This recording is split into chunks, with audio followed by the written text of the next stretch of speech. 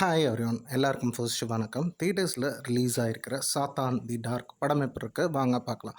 படத்தோட கேஸ்டிங் அப்படிங்கும்போது Frederick John, Chandni Tamilarasan போன்றோர் நடித்திருக்காங்க. இந்த படத்தை ஸ்க்ரீன் ப்ளே எழுதி இயக்கியவர் யார் அப்படின்னு பார்த்தீங்கன்னா மணிகண்டன் ராமலிங்கம் பண்ணியிருக்காரு. பாலாங்கிறவர் சினிமோட்டோகிராஃபி ஹேண்டில் பண்ணியிருக்காரு. அஸ்வின்கிறவர் மியூசிக் கம்போஸ் பண்ணியிருக்காரு. சாத்தான் தி டார்க் படத்தின் கதை அப்படிங்கும்போது படத்தின் கதாநாயகி ஒரு பள்ளிக்கூடத்தில் படிக்கிற ஒரு நபராக இருக்காங்க.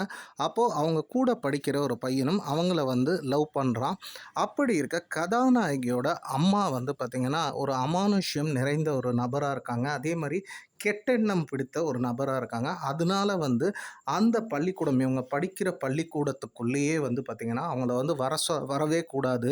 அதே மாதிரி இவங்க அந்த பொண்ணுங்களோட கூட வந்தால் கூட, அதாவது அவங்களோட பொண்ணுங்களோட கூட வந்தால் கூட அது ஒரு ஆபத்தில் போய் முடியுது. அப்படிங்கிறதுனால கதாநாயகியும் என்ன சொல்கிறாங்கன்னா, நீ வீட்லேயே இரு, வெளியே வராத அப்படிங்கிற மாதிரி சொல்கிறாங்க. அப்படி இருக்க பார்த்திங்கன்னா கதாநாயகி ஒரு கிறிஸ்துவ மதத்தை சேர்ந்தவங்க, கதாநாயகன் ஒரு இந்து மதம். இவங்களுக்குள்ளேயும் அதாவது கதாநாயகன் காதலிக்கிறான், கதாநாயகி காதலிக்கல. ஏன் அப்படின்னு சொல்லி பார்த்தீங்கன்னா, அதாவது கதாநாயகியோட அம்மா கிட்ட நிறைய பிரச்சனைகள் இருக்குது. அதே மாதிரி அவங்க வீட்டில் எப்போல்லாம் சாப்பாடு சாப்பிட உட்காடுறாங்களோ அப்பெல்லாமே சில அமானுஷ்ய விஷயங்களை இந்த கதாநாயகி உணர்றாங்க. அதே சமயம் இவங்களோட அமானுஷ்யத்தை பற்றி தெரிஞ்சவங்க யாருன்னா அந்த ஊரில் இருக்கிற அந்த school correspondent, as well as அவருமே ஃபாதராக இருக்கார். அப்படி இருக்க அந்த ஃபாதர் இறந்து போகிறாரு. அதே சமயம் அந்த பகுதி, அதாவது கதாநாயகியோட அம்மா வசிக்கக்கூடிய பகுதியில் ஒரு குழந்தையும் காணாமல் போகுது. அடுத்து அதை தொடர்ந்து சில, அதாவது அமானுஷ்யமான மரணங்கள் நடக்குது. அப்படி இருக்க ஒரு நாள் கதாநாயகியோட தங்க அவங்க அம்மா சாப்பிட போகும்போது ஒரு அமானுஷ்ய விஷயங்களை கதாநாயகி அம்மா பண்ணுறாங்க. அப்படி பண்ணும்போது பார்த்திங்கன்னா அதில் சில கதாநாயகிக்கும் நிறைய அடிப்படுது, அவங்க அம்மாவுக்கும் அடிப்படுது, அந்த பொண்ணுக்கும் அடிப்படுது. ஆஸ்பத்திரியில் சேர்க்குறாங்க.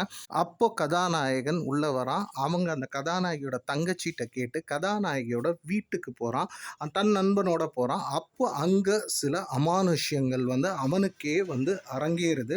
அதே சமயம் அடுத்தடுத்து தொடர் மரணங்கள்னால போலீஸ் டீமும் இதுக்குள்ளே வருது, ஒரு இன்ஸ்பெக்டரும் உள்ளே வராரு.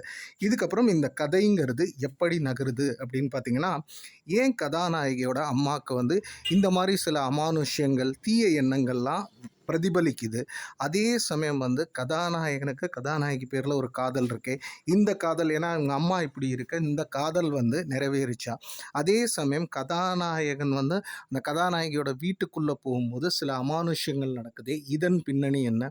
அதே மாதிரி அடுக்கடுக்காக கொலைகள் நடக்குதுங்கும்போது அதை கண்டுபிடிக்க அந்த இன்ஸ்பெக்டர் அந்த இதை கண்டுபிடிச்சாரா இல்லையா, இது எல்லாத்துக்கும் ஒரு ஆன்சர் கொடுக்குற படமாக அமையிறது தான் சாத்தான் தி டார்க். இப்போ படத்துடைய ப்ளஸஸ் அப்படின்னு பார்த்தீங்கன்னா, இது ஒரு ஹாரர் படம். இதுக்கு தேவையான கதாபாத்திரங்களை நீட்டாக தான் பண்ணியிருக்காரு. அது ஃப்ரெட்ரிக் ஜானாக இருக்கலாம், சாந்தினி தமிழரசன், நடித்த நடிகர்கள் கதாநாயகியாக இருக்கலாம், அதே மாதிரி அந்த இன்ஸ்பெக்டராக இருக்கலாம். இந்த படத்துக்கு என்ன தேவையோ அவங்க அதை நீட்டாக ஸ்க்ரீனில் கொடுத்துருக்காங்க. அடுத்து ஒரு ஹாரர் படம்னாலே ரெண்டு விஷயம் ரொம்ப முக்கியமான ஒரு விஷயம். அதில் ஒன்று சினிமோட்டோகிராஃபி.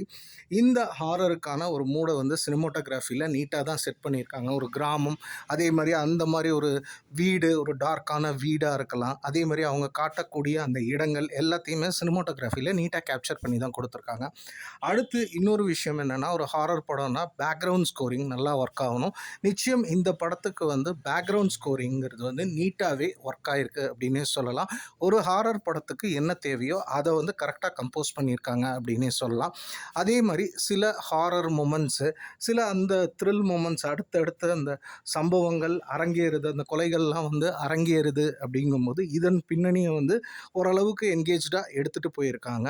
மற்றபடி பார்த்திங்கன்னா செகண்ட் பார்ட்டுக்கும் ஒரு லீடு, அதாவது இதுக்கெல்லாம் இந்த பார்ட்டில் ஒரு கன்க்ளூஷன் இல்லை, இது ஏன் நடக்குது அப்படிங்கிற ஒரு விஷயத்த சொன்னாலும் இதுக்கான கன்க்ளூஷனுக்கு பார்ட் 2ங்கிற ஒரு லீடும் கொடுத்துருக்காங்க. இது எல்லாமே இந்த படத்துக்கு ப்ளஸ்ஸாக இருக்குது. அதே மாதிரி ஒரு யங் டைரக்டரான மணிகண்டனுக்கும் இந்த மாதிரி ஒரு ஹாரர் படத்தை எடுத்ததுக்கு, ஒரு ஃபஸ்ட் படங்கும்போது அவருக்கும் வாழ்த்துக்களை தெரிவிச்சுட்டு, இந்த படத்தில் வேறு என்னெல்லாம் செஞ்சுருந்தா இந்த படம்ங்கிறது இன்னும் பெரிதாக அமைந்திருக்கும் அப்படின்னு பார்த்திங்கன்னா, ஃபஸ்ட்டு ஒரு ஹாரர் படம்னாலே அந்த டெம்ப்ளேட் ஃபார்முலாக்குள்ளே தான் இருக்கும். அதாவது சில பேர் வந்து அந்த பேயால் சாகடிக்கப்படுவாங்க, பாதிக்கப்படுவாங்க.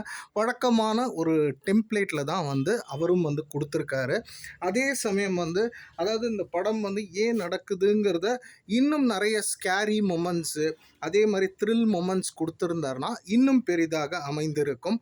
ஃபைனலி சாத்தான் தி டார்க் எப்படி இருக்குது அப்படின்னு பார்த்தீங்கன்னா, நிச்சயம் வந்து அதாவது ஒரு ஹாரர் படம் அங்கங்கே கொஞ்சம் த்ரில்ஸோ கொஞ்சம் ஸ்லோ மூவிங்கில் இருக்குது, அதை நாங்கள் ரசிப்போம்னா அந்த ஆடியன்ஸுக்கு இந்த படங்கிறது வந்து கவர் ஆகும்.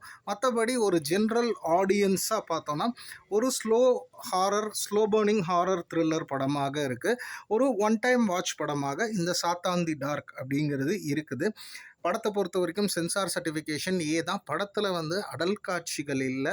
ஆனால் பேய் இருக்குது, பேயோட சம்பவங்கள், சில கையெல்லாம் வெட்டி விரல தொங்க விடுறது, இந்த மாதிரி விஷயங்கள்லாம் இருக்குது. அதனால் ஏ சர்டிஃபைடு தான். ஸோ இதை மைண்டில் வச்சுட்டு பார்க்குறவங்க பாருங்கள். மேலும் ஒரு புதிய திரை விமர்சனத்தில் உங்களை வந்து சந்திக்கிறேன். நன்றி, வணக்கம்.